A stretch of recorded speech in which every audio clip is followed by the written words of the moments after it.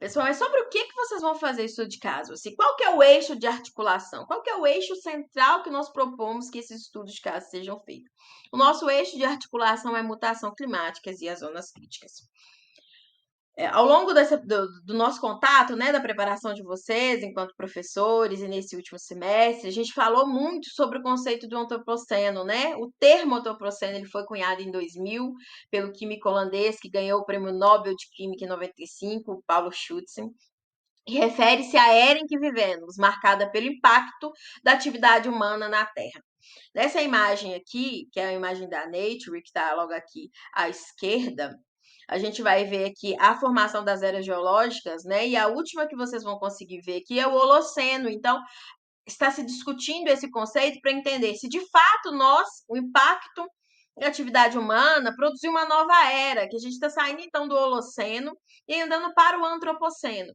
Essa época ela é marcada pelo desmatamento, pela poluição, pela extinção de espécie, a degradação de ecossistema, e são esses sinais que são muito evidentes desse impacto, né? Acidificação de oceanos, degelo, aumento da temperatura terrestre. Então, em resumo, o que o termo antropoceno quer dizer é que nós, seres humanos, causamos uma enorme bagunça. Nós bagunçamos muito o nosso planeta. Em vista disso, o Bruno Latour ele propõe, então, o termo de mutação climática. Por que mutação climática ao invés de mudança climática, que é o que a gente tem comumente visto e aprendido? Porque mudança, ele tem, assim, nas entrelinhas, dizendo que é uma coisa, isso vai mudar. Mas é uma mudança breve, passageira, e que Latour vai dizer que não. Não é uma coisa breve e passageira, é uma mutação. É uma transformação não apenas no clima e na atmosfera, mas na vida como um todo, que incluindo os seres humanos. É uma mudança na biota, que é a nossa camada, que é a camada de vida que envolve a Terra. É também uma mudança geológica e físico-química, que o Latour, então, está tentando explorar, é a maneira de lidar com esse conceito, não como uma mudança passageira. Nós acabamos de sair da pandemia aí, do Covid-19, e que as pessoas queriam voltar ao novo normal. Mas não existe um novo normal. Nós, nos últimos 10 anos, nós tivemos várias pandemias, né? Em tempos muito pequenos de uma entre a outra. O que ele está dizendo é que nós não vamos voltar nunca ao novo normal, porque ele não existe mais, porque teve uma mutação climática. E como que o Latour, ele propõe que a gente lide, então, nesse momento, com essa mutação climática? A partir do que ele chama de humanidades científicas. Gente, mas o que são humanidades científicas? Eu vou recorrer aqui a um caso que ele conta no curso dele sobre humanidades científicas, que ele fala para a gente pensar assim, ó, nós estamos sentados numa reunião de família e você está lá lindamente vendo seu TikTok. E no seu TikTok aparece um vídeo falando sobre o relatório do IPCC, que é um órgão das Nações Unidas, né? Sobre a velocidade do aquecimento global, e você vai lá e comenta sobre isso. Todo mundo tem o tio desmancha rodinha, gente. Todo mundo tem o tio desmancha rodinha, ou a pessoa desmancha rodinha na família. Tá? Você deve dizer mudança climática e não aquecimento global. Pois a climatologia é uma disciplina científica completamente poluída pelas visões políticas dos inimigos da livre iniciativa. E geralmente a gente não tem um, não, pessoal. A gente tem dois ou mais pessoas de umas rodinhas. E aí vem o seu outro tio pegando ali o gancho do primeiro e fala: o conceito de aquecimento global foi criado pelo e para os chineses de forma a tornar a manufatura americana não competitiva. E aí, quando a gente lida com essas negações científicas, a gente tem uma raiva muito grande. A gente para e fala assim: meu Deus, sabe aquele meme do o que passa pela sua cabeça? I'm gonna figure the figure the É muito isso que a gente pensa. Mas o que Latour vai dizer é que para a gente precisa, a nossa solução é começar a aprender como o conhecimento científico é produzido. E por meio de que tipo de processo ele alcança um tipo de certeza essencial para a evolução desses debates políticos. Para responder os nossos tios, a gente precisa mergulhar em um oceano de notícia, de reportagem, de opiniões e artigos científicos e disputa. Mas para mergulhar, a gente precisa de equipamentos, para a gente não entrar em pânico. E o que são as humanidades científicas? São esses equipamentos. É essa possibilidade que vai nos dar de conseguir dialogar com essas pessoas e dizer o nosso diálogo, a nossa exposição, a partir de como que o conhecimento científico é produzido, para assim a gente conseguir desmanchar ou, de alguma forma, criar uma frição, criar uma incógnita, fazer eles pensarem, soluçarem sobre essa certeza desses debates políticos atuais. Então, Latour, ele define humanidade científica como a extensão das habilidades interpretativas às descobertas feitas pela ciência e as inovações técnicas que definem grande parte do nosso mundo cotidiano. É uma maneira de superar o que a gente vai chamar de duas culturas, né? A ciência de um lado e a literatura do outro. Isso tem muito a ver com o que a gente vem discutindo aqui nessa preparação, nessa explicação da atividade de vocês sobre a questão dos estudos de caso. Conseguem pegar esse insightzinho?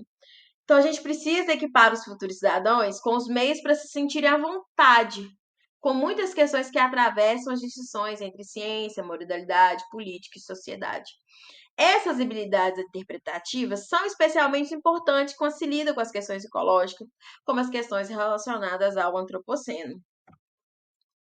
Então, as humanidades científicas, o que Latour vai argumentar é que elas oferecem uma maneira de explorar essas questões de forma mais profunda, transcendendo as fronteiras tradicionais entre as disciplinas.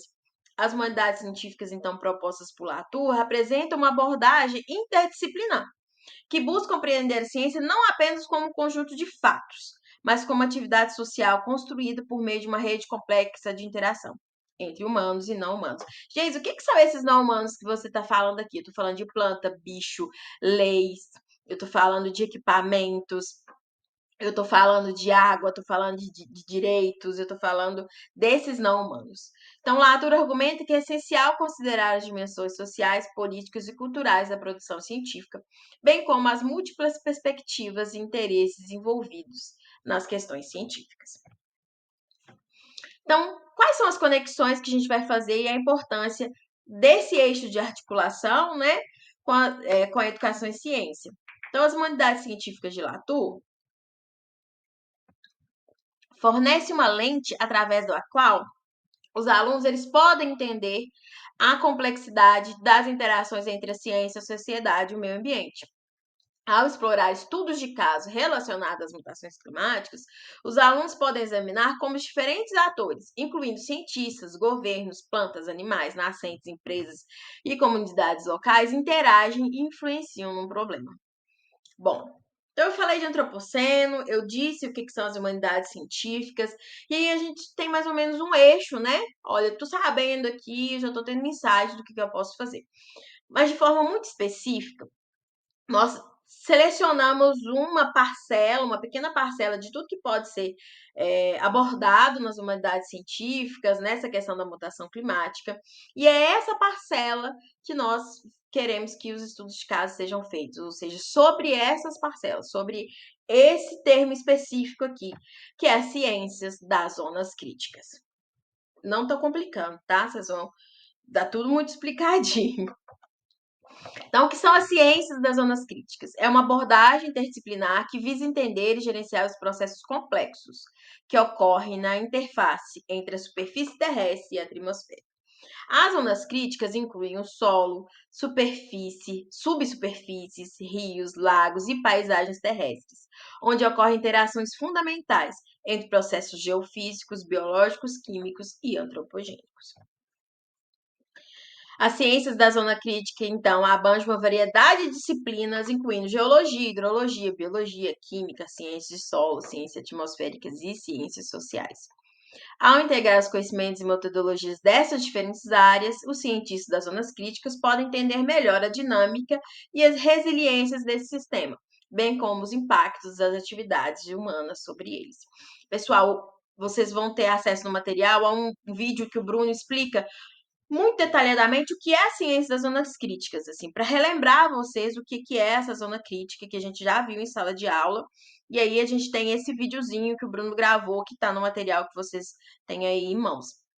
Um outro material que nós preparamos é sobre um guia ilustrado sobre um observatório de zona crítica. A gente preparou esse material justamente para vocês terem assim, uma visualização de como que é uma zona crítica, para dar alguns insights para vocês, que a nossa ideia é fornecer o máximo de possibilidades e de insights possíveis para vocês, tá bom?